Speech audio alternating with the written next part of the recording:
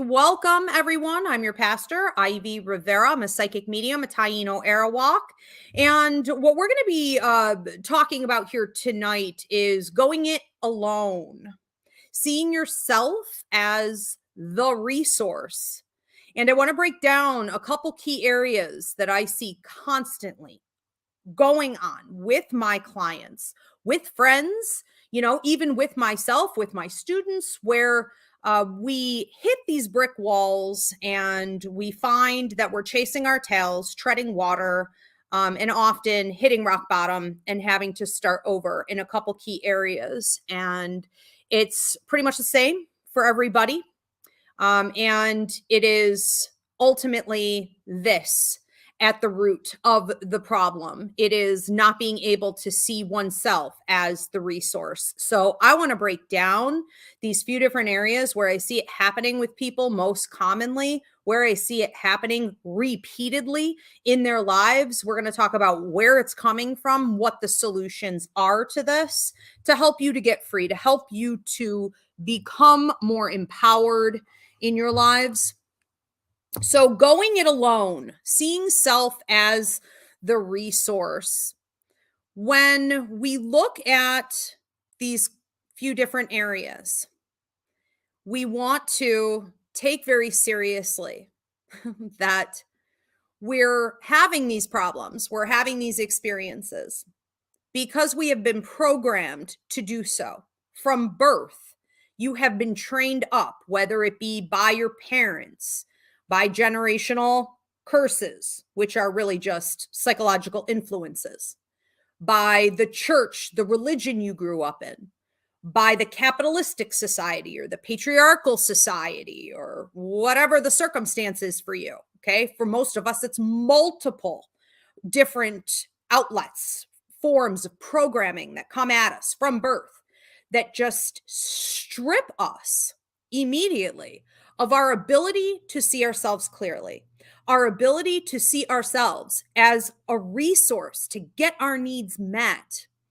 And our confidence dwindles until we reach a point where we are reliant upon a system or multiple systems to get us what we need, or have at least convinced us that that's what we need to survive or to thrive.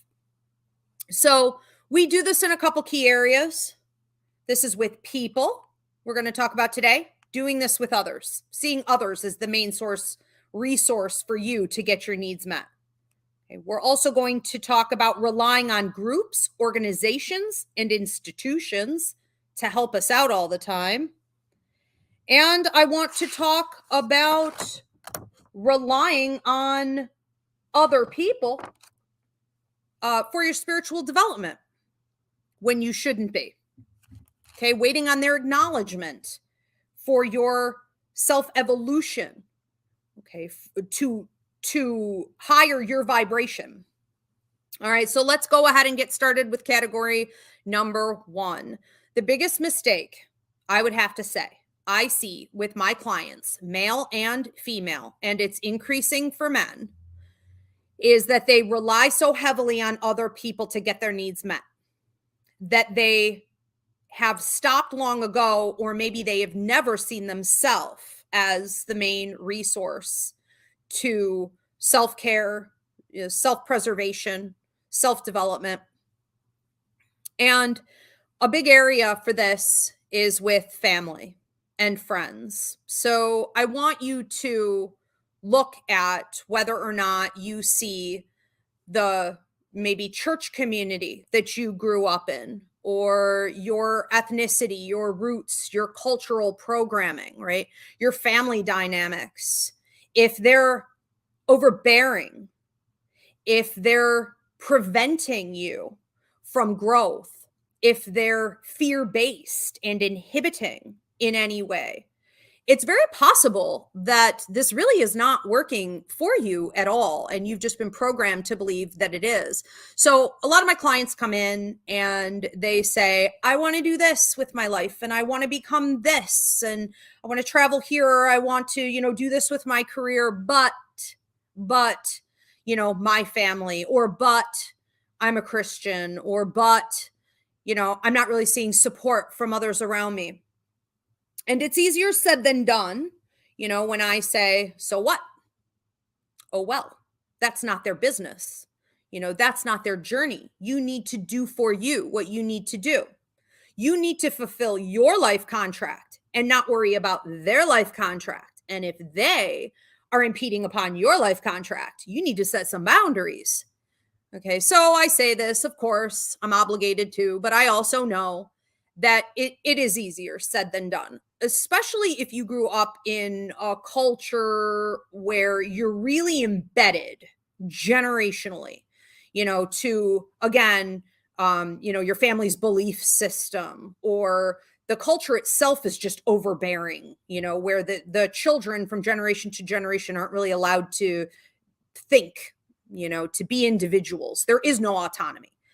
So what we see is that they've never, ever thought on their own. They don't know how to think for themselves. So it's a long, dirty journey to get to that place where you can go against your church, you can go against your family, you can go against your community or your friends, and you can do what it is that you feel you want or are supposed to be doing in your life. But I think that if you are reliant on them as your resource, it's going to be nearly impossible for you to do this.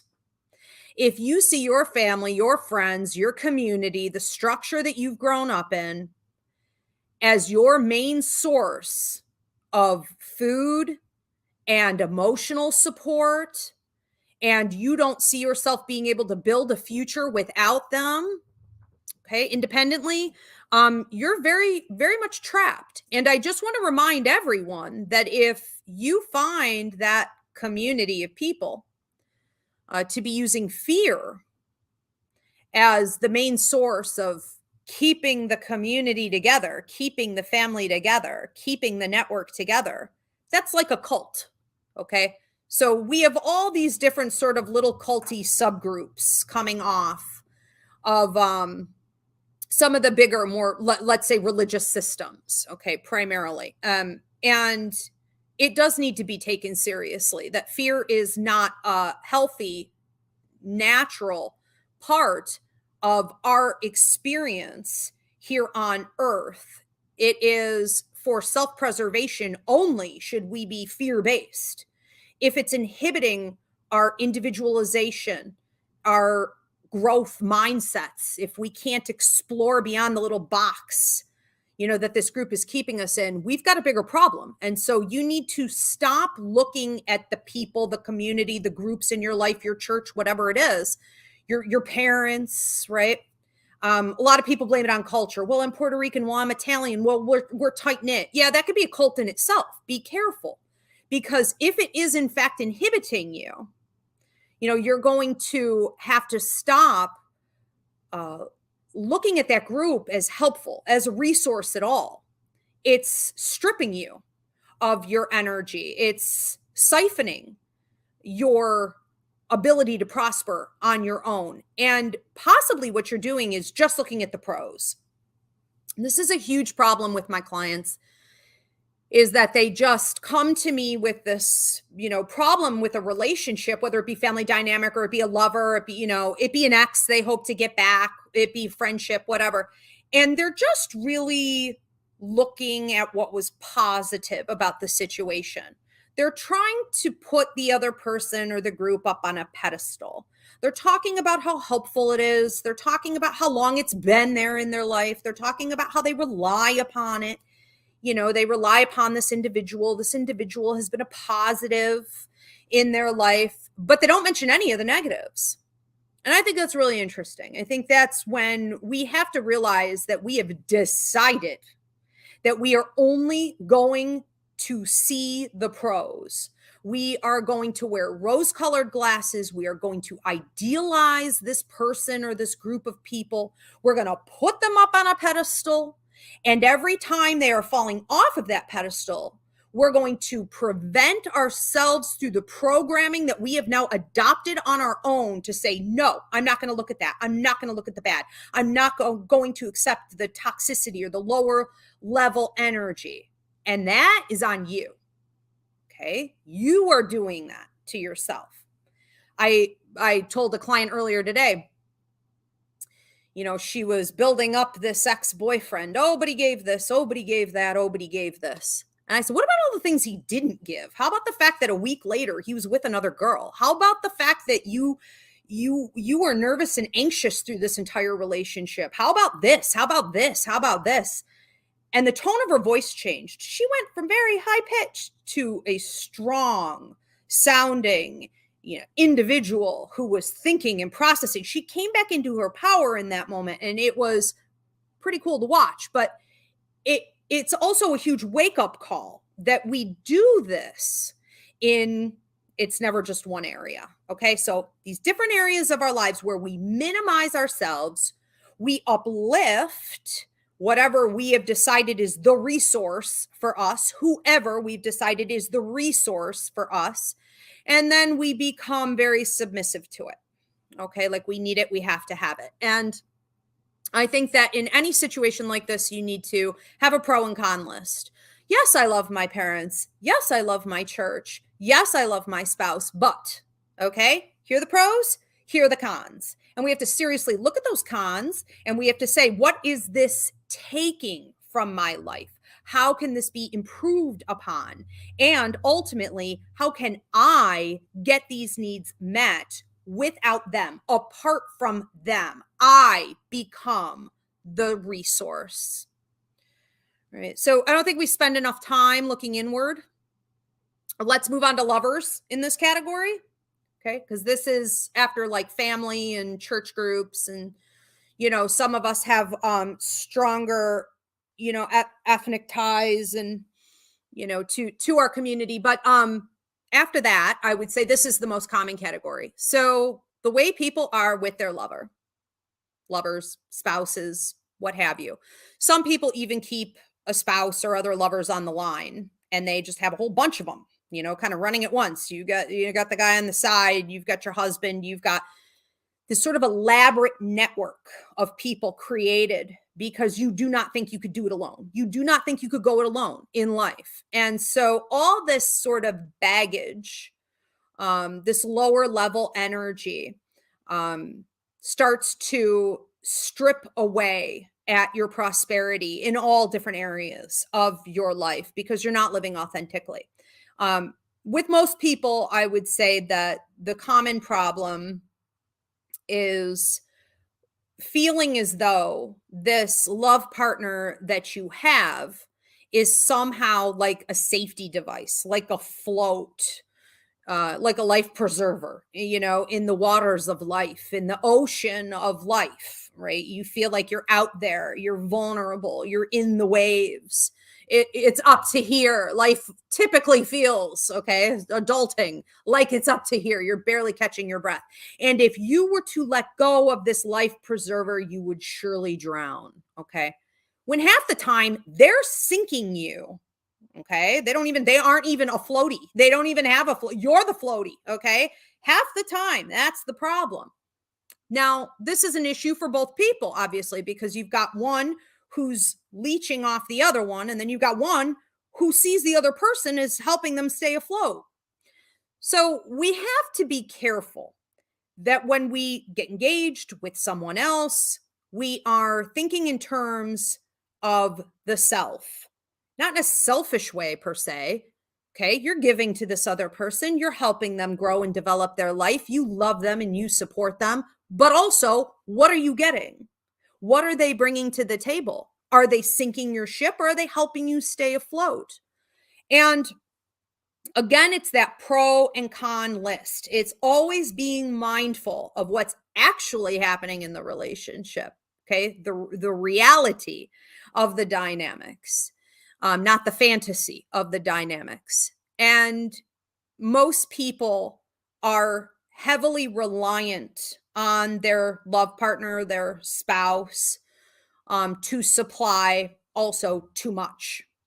So they don't just rely on this person to help out with the bills and to create some sense of financial stability, but they can also rely on this person to meet all of their sexual needs, all of their emotional needs, all of their mental needs, all of their entertainment, possibly even to provide a sense of stability in life. Okay, like socially and otherwise. So we have some problems here. That's too much. Half of that is too much to put on one other person. So start asking, how can I get those needs met myself? Do you maybe have a network of friends that you go to, okay, for most of your emotional support? Do you have other outlets for your mental stability, your entertainment? A big problem is that people get together and they kind of lose touch with their friends. They lose touch even with their hobbies, their interests.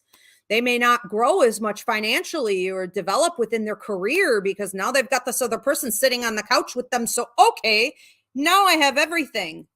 Ew, no, none of that. Okay. So it's an easy habit to fall into because generationally we have been trained to do so.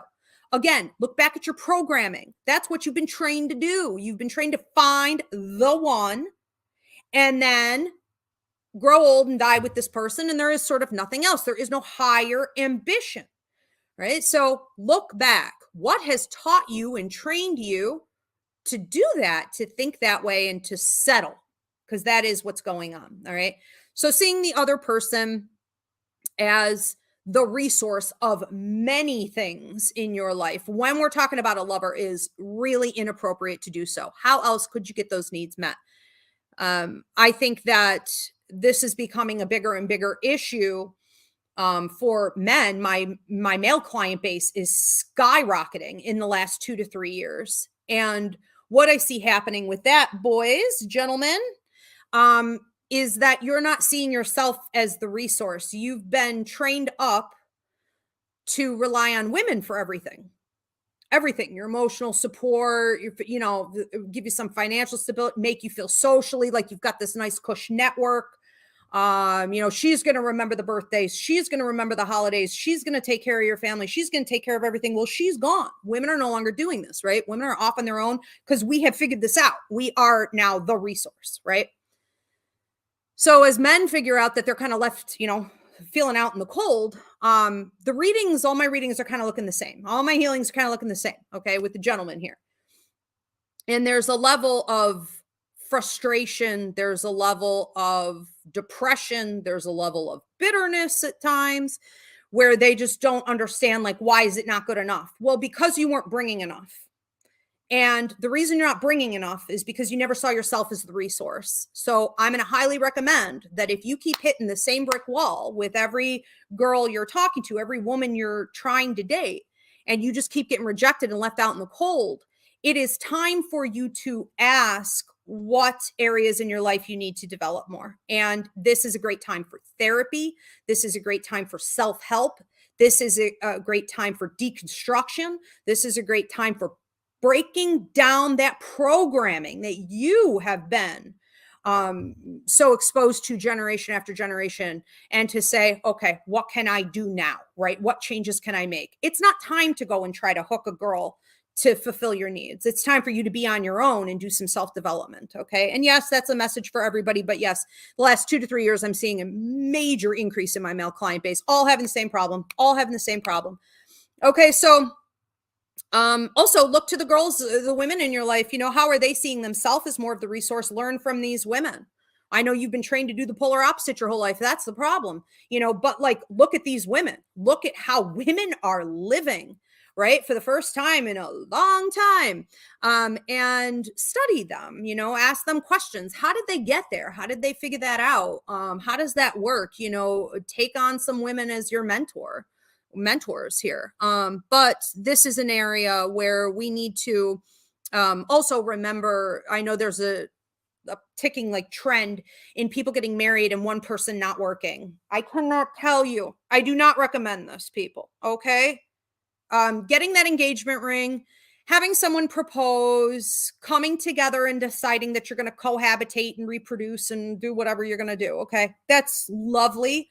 I celebrate that with you. But if one person is encouraging the other person to quit their job and to not have any independent financial stability, to just merge everything, to just give everything in their life over to this relationship, this marriage, this family, I'm telling you, that is a huge red flag.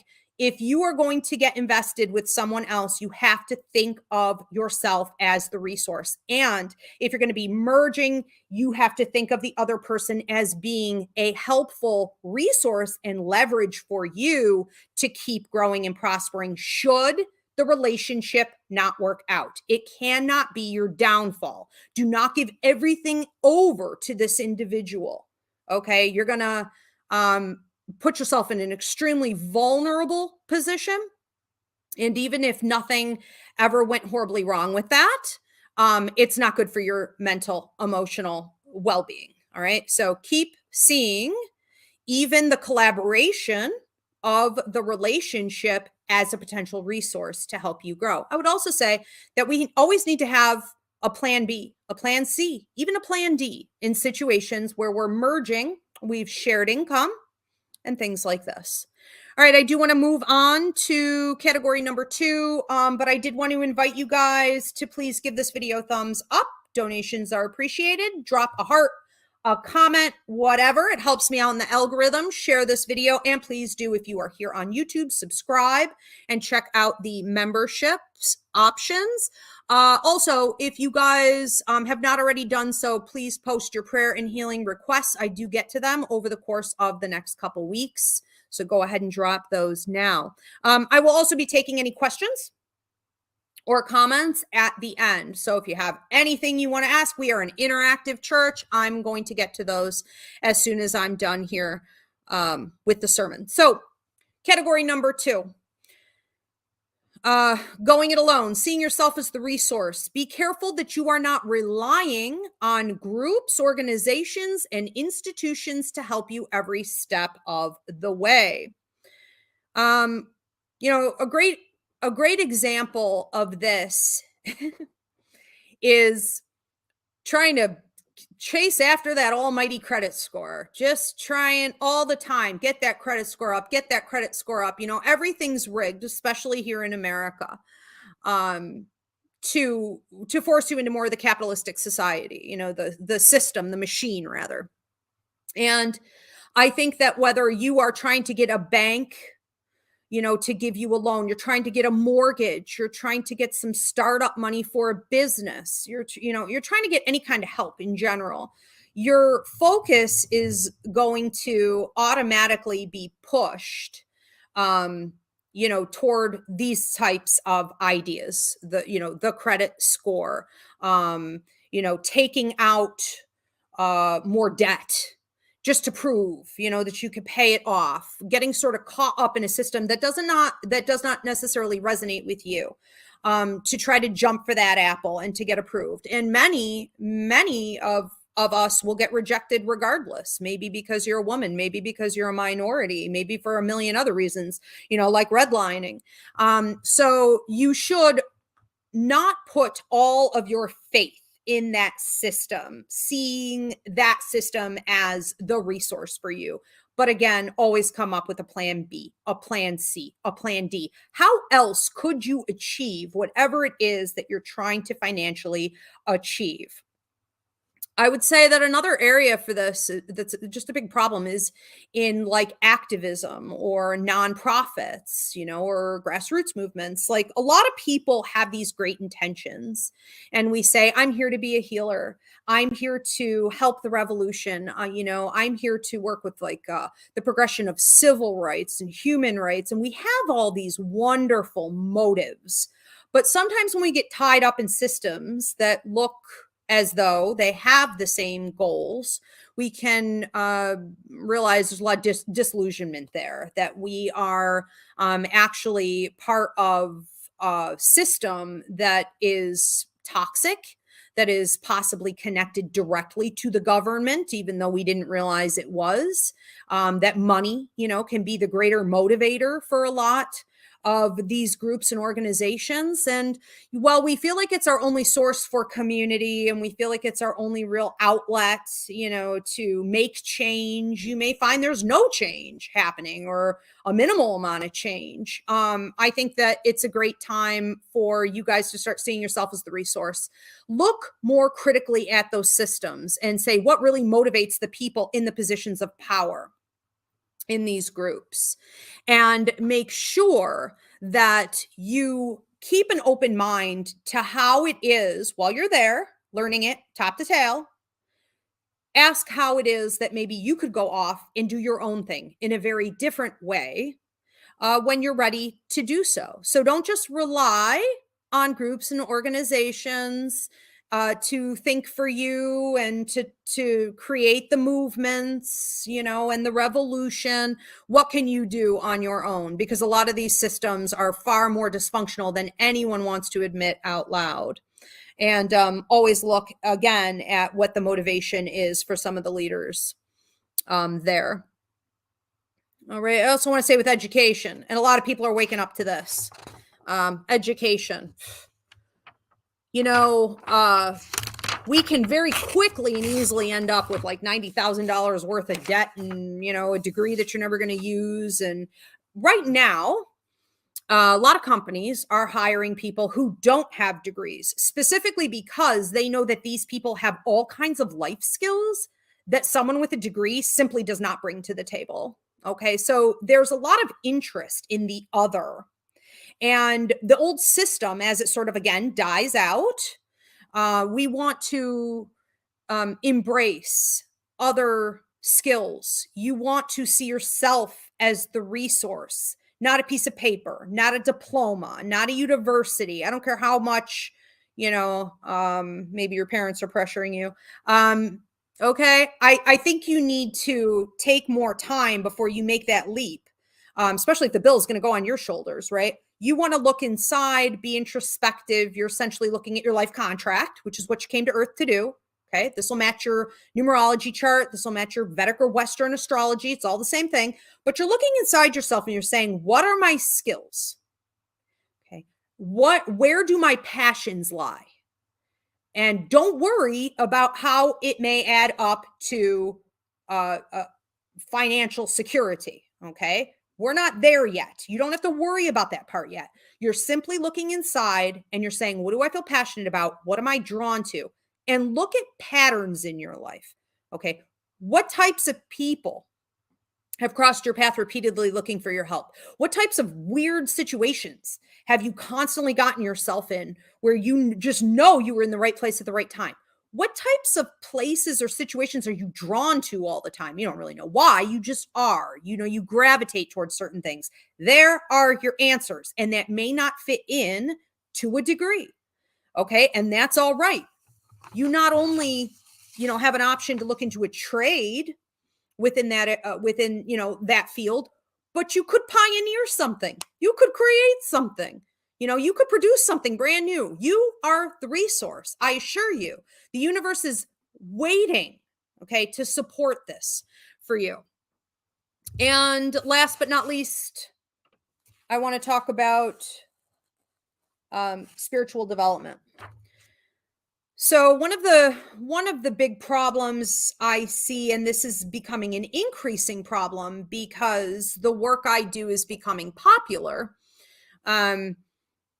in the last 5 years or so. One of the problems I'm seeing with a lot of my clients and my students is that people are saying, I know in my gut, it's always here. I'm being led to do X, Y, and Z with my spiritual development, with my energy work, with my ministry. This is what I want to give. And if I were to say, well, why aren't you? They would say, well, no one's responding. Okay. Well, first of all, you have to make yourself available, okay? And when you put yourself out there and you're available, you're vulnerable.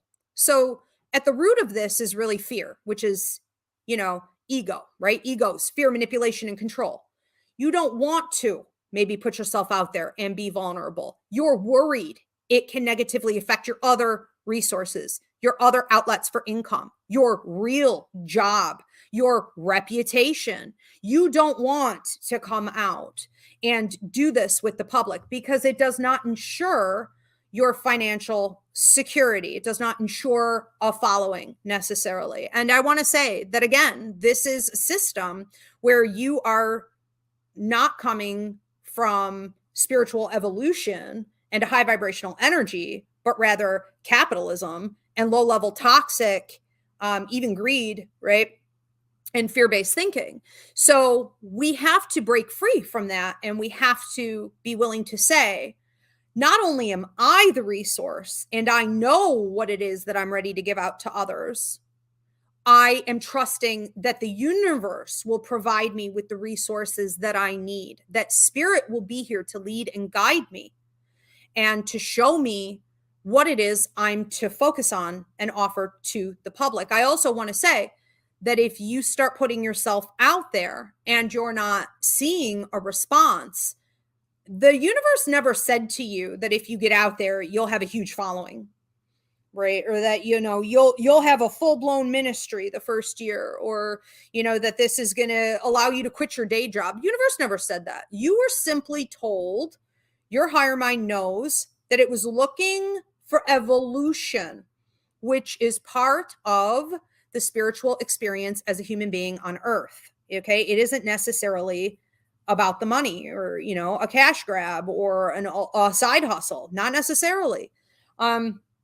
You have to be willing to do it for the sake of doing it because it's supposed to be done. Right. So stop seeing all these other outlets and people as the resource and trust that what you have inside and that spirit and the universe is giving you is exactly what you're supposed to be working with and giving out. I'm going to get on to questions and comments here in a minute, but some of the warning signs. What are some of the warning signs that you're doing this? Okay. If someone's tuning in and you say, well, how do I know if I'm doing that? I think I might do that. This isn't right. I don't want to do that. How do I know? How do you know? Some of the warning signs that you are relying outside yourself, okay, for resources too heavily. You have anxiety. No, not literally, okay? Anxiety is a real disorder, and I'm not here to prescribe or diagnose. I'm talking about being anxious about your resources. Having a lot of nightmares or stress dreaming, where you're constantly trying to fix things or you're searching for things or you feel like you're in a vulnerable state, okay? That can be a sign that you're out of balance with this. Okay, so that's number one, anxiety and nightmares. Number two, you have a victimhood mentality. You just wake up in the morning and you go to bed at night and you lurch around through your day, just kind of feeling like you're at the mercy of the universe. You do not see yourself as a source of power. You do not actually believe that you can conquer anything, that you can rebuild if you need to, that you can get your needs met. You're just a victim, okay, on the planet, okay, in the waters, in the deep waters of life. Victimhood mentality. Number three, you feel trapped, hopeless, or depressed.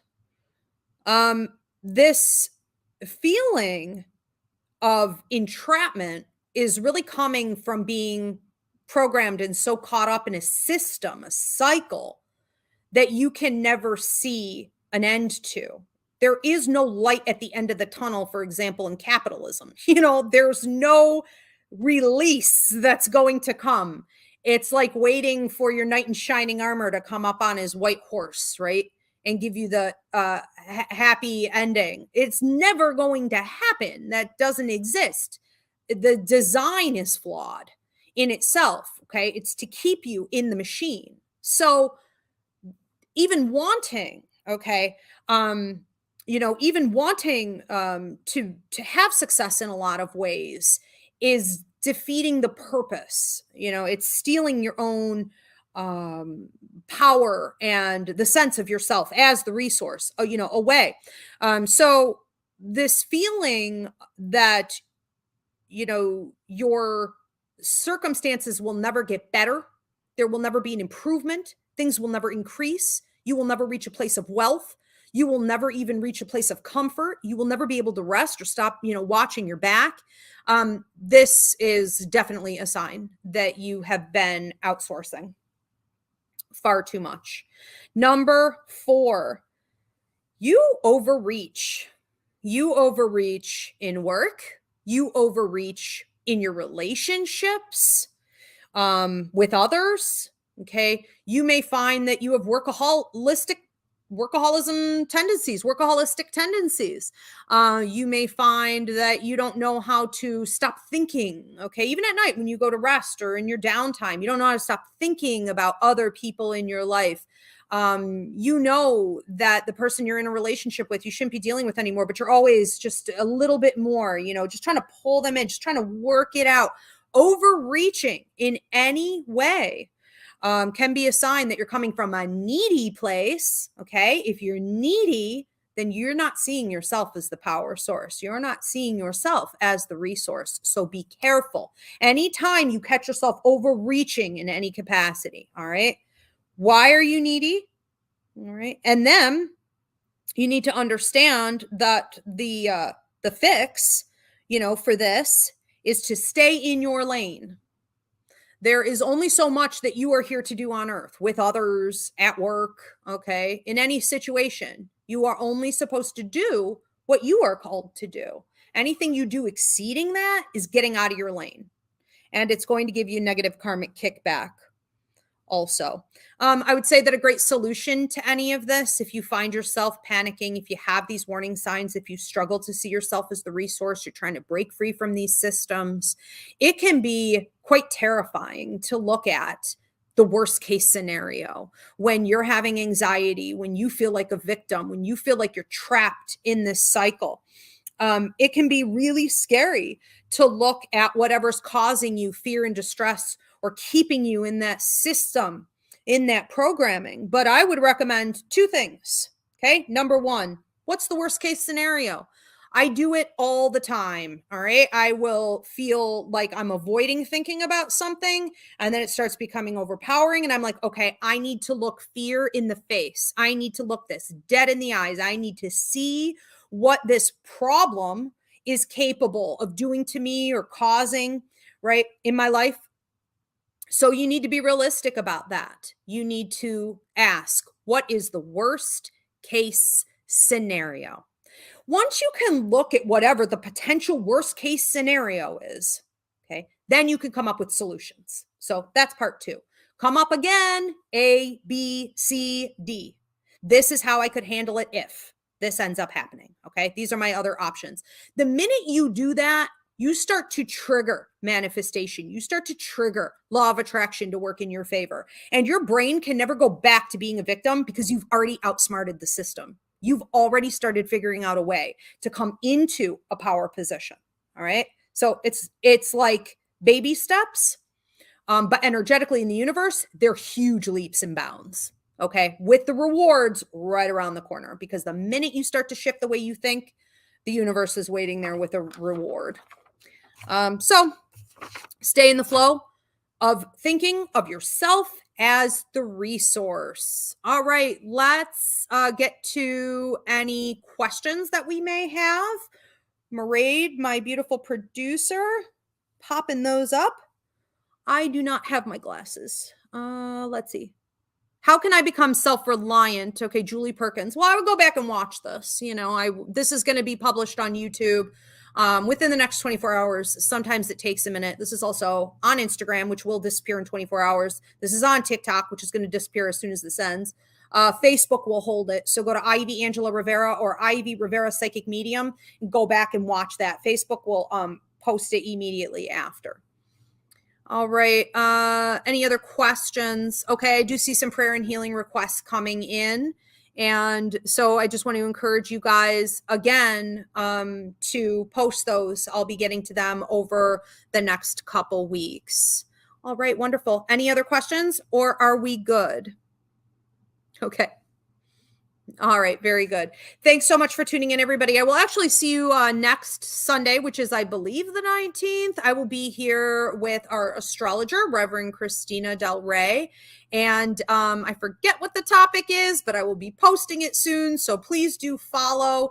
And again, we will be having the meeting to incorporate the church coming up here soon. I want to say that was the a bit of a mess today, guys, like always. Hold on. Okay, that's going to be the 26th. Okay, for church incorporation at 8:30 p.m. Eastern. If you guys want to join in, I'm making that public announcement now. All right, thanks so much, everybody. Have a great week. Thank you, Maria.